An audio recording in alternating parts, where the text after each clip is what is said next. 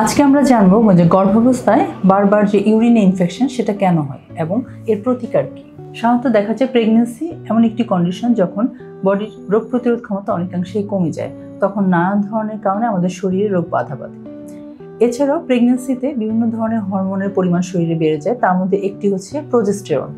এই হরমোনটি যখন শরীরে অনেকাংশে বেড়ে যায়, তার জন্য দেখা যায় যে আমাদের যে প্রস্রাব তৈরির যে জায়গা সেটা হচ্ছে কিডনি, সেখান থেকে যে মূত্রনালী আছে এবং মূত্রথলি আছে, এগুলো সব কিছুকেই কী করে দেয়, এখানকার যে মাংসের যে বা মাসকুলার অ্যাক্টিভিটি এটাকে কমিয়ে দেয়, এই জায়গাগুলোকে রিল্যাক্স করে ফেলে এবং যার কারণে এখানে প্রস্রাব জমে থাকে।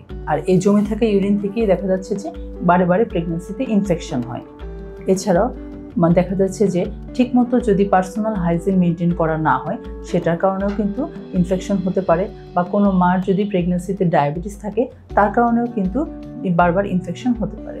এছাড়া যদি আমাদের পানি কম খাওয়া হয়, সেটাও একটি কারণ। এখন এই ইনফেকশন হলে আমরা কি করব?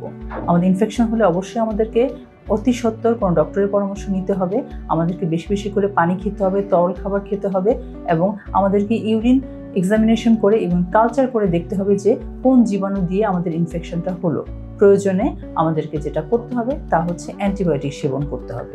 তবে অ্যান্টিবায়োটিক একটি বা দুইটি সেবন করে বন্ধ করে দিলে চলবে না, কারণ এটি গর্ভাবস্থা।